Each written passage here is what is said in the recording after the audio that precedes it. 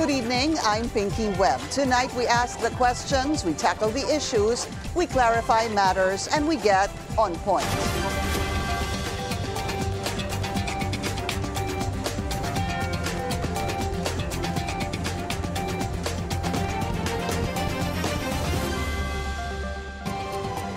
Tensions flare once again at the Senate as the Blue Ribbon Committee resumes its investigation into the flood control scandal.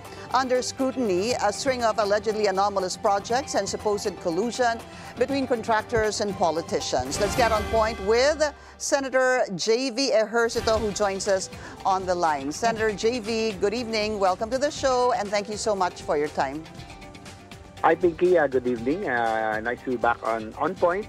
And nice to say hello to your viewers and your listeners. Thank you for your time. Sir, you know, during the hearing, sa pagkahaba-haba po nung hearing, yung point po na kayo po ang nakapagpaamin dito kay Bryce Hernandez regarding this kickbacks or yung hatian, wherein he finally revealed that ang sabi po niya, tig 20% ang kanilang nakukuha, si Bryce, si JP Mendoza, Paul Duya, and 40% daw kay Henry Alcantara. What was your reaction when you heard this? Well, it seems, Pinky, that they are all part of it, no? Henry Alcantara being the district engineer and si Bryce being the assistant then and the JP Mendoza, they were all part of this collusion, no? In this notorious engineering district in Bulacan. So what's happening right now, Pinky, is that they're already finger pointing at each other on who's really the mastermind of this scheme.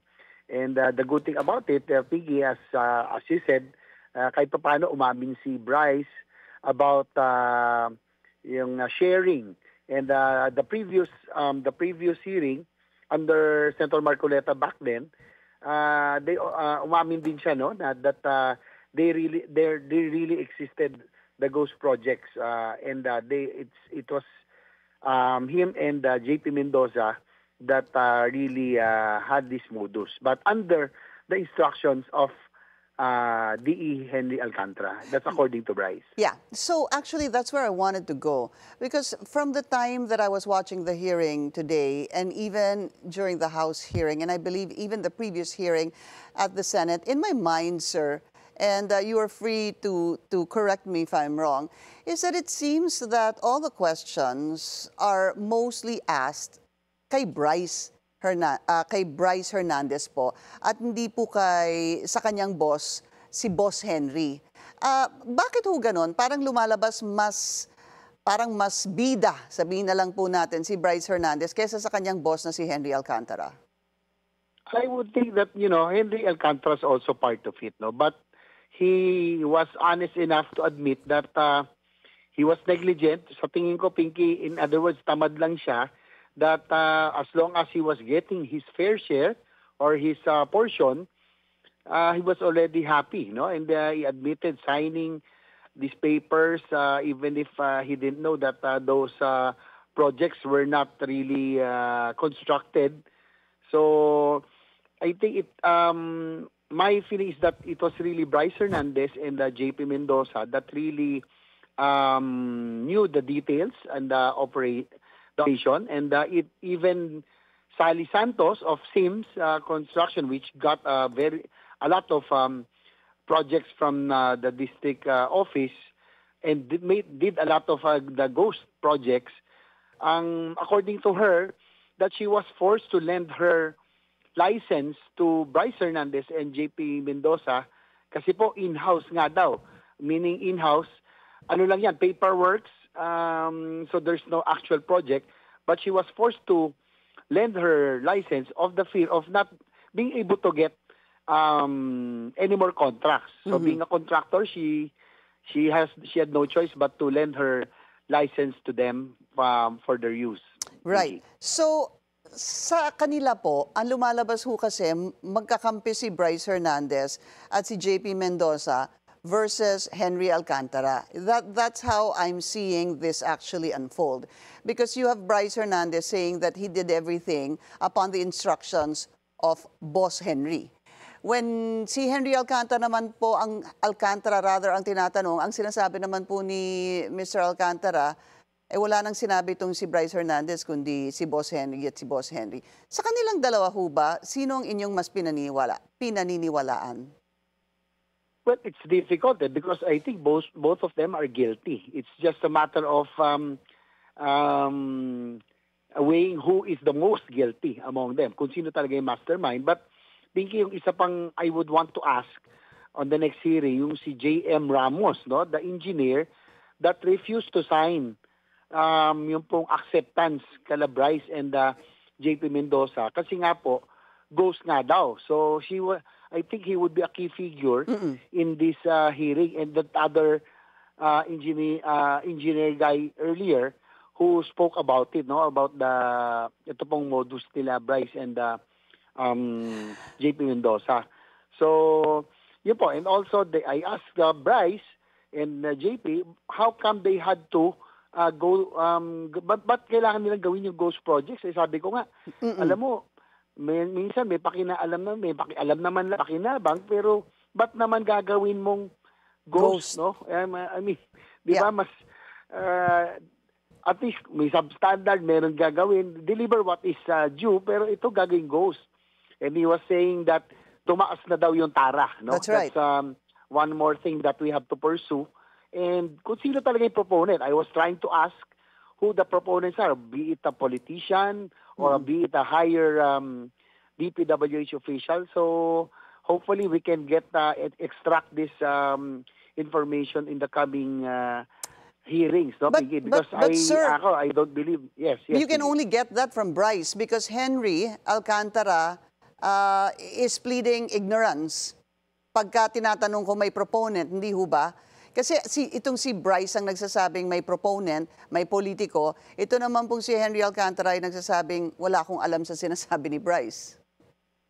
Yeah, that's the thing, Pinky. And also, if we can, siguro kung ma-invite yung mga higher DPWH officials who were mentioned, no, yung mga USECs who were mentioned, probably they will have some information who the proponents are.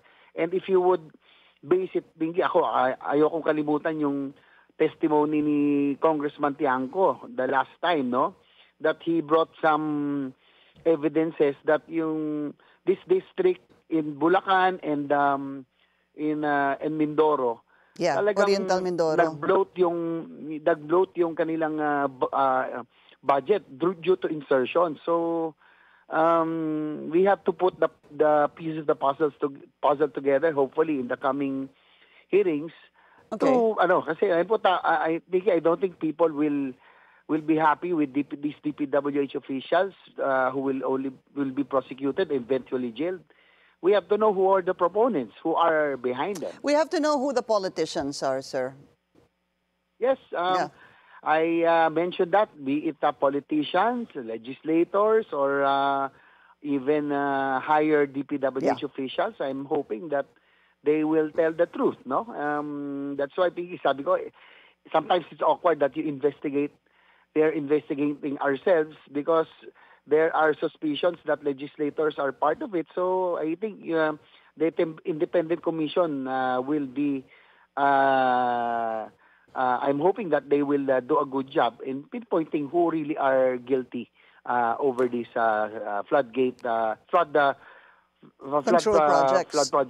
scandals. Yeah. Senator, between Bryce Hernandez and Henry Alcantara, who do you think is the mastermind? I would think that Henry is the but it was Bryce and JP who were doing the modus on the ghost projects. So they are all equally guilty. Opo, pero bakit sila magkaaway ngayon? Is this laglagan lang ho ba?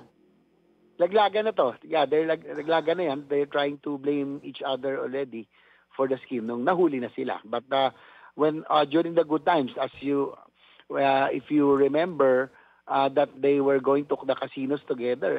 Ano nga sila, BGC boys nga sila, di ba? So, ganun talaga. Sometimes you get caught, you tend to blame each other. But between the two, Senator JV, who do you seem to trust more? Well, I'm hoping that they will both talk already. Kaya lang, inaano kay Engineer Alcantara, parang he doesn't want to say anybody above him, no? Pero he was honest enough to say that he was negligent to sign everything. Parang inako niya na kagad.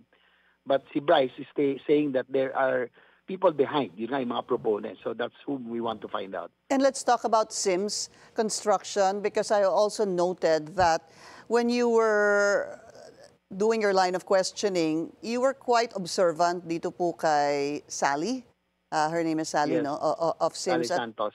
Opo. And sinabi mo nga sa kanya, not exactly these words, pero napansin niyo ho kasi na medyo, she was very nervous during today's Yes. hearing as compared to the last hearing. Ano ho yung naging paliwanag niya dito?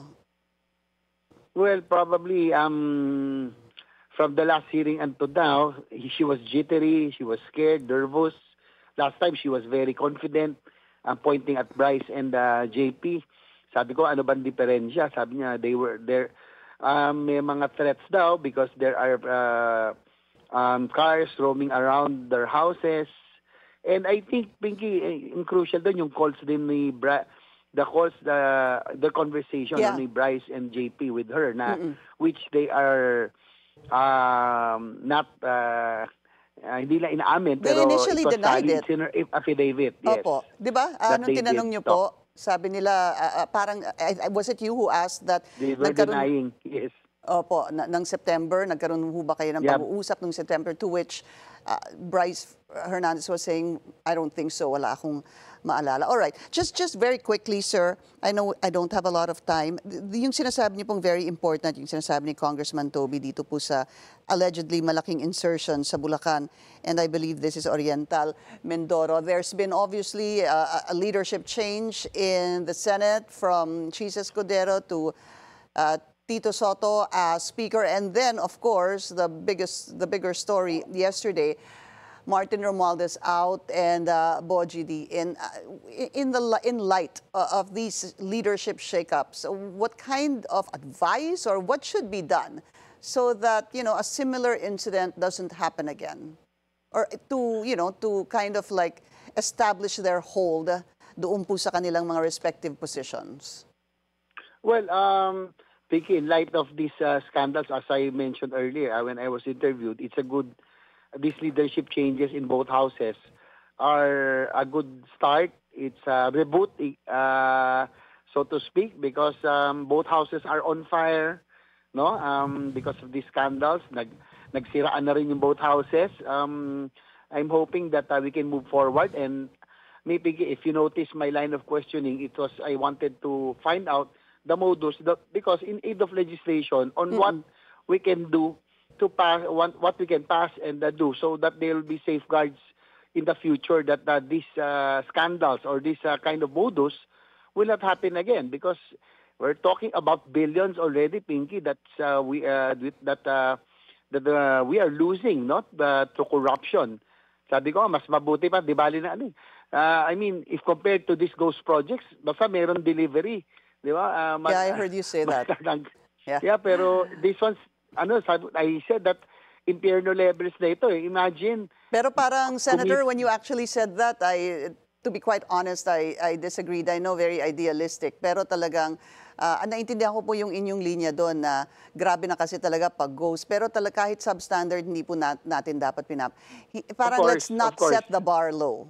Hindi ho ba? Of course. Of course, I was just saying that because it's a ghost project na sobra-sobra na, di ba? They already earned. I did not mean that we can tolerate substandard or yung meron silang pakinabang, but I was talking about how really bad it was because ghost na nga, no? How it's na doble gotten. yung kita nila. So it was about that. No? I don't want to be taken out of context. All But right. we do not tolerate, of course. It's good. Pinky. It's good that you clarified that. Yung last question ko na lang, sir, as a follow-up, dahil nga po nagkaroon nung dalawang change of leadership, any advice so that these leaders, will cement their foot and their positioning sa kanilang respective leaderships in both houses of Congress, sir? Well, Pinky, in the light of this scandal that has rocked both houses, I'm hoping that, as mentioned by new Speaker Bojidi, that he will not protect or defend the guilty, and that's a good start. That whoever, no stones should be left unturned, no? That though the guilty ones be punished, so that we need to cleanse and bring back the respect and integrity of both institutions that have been damaged severely because of this scandal. Thank you. Senator J.V. Ejercito, sir, thank you so much for your time. Thank you, Pinky. We'll be taking a short break. When we return, we'll speak with Kabataan Party List Representative Rene Co about yesterday's House leadership shakeup. Stay tuned. This is On Point.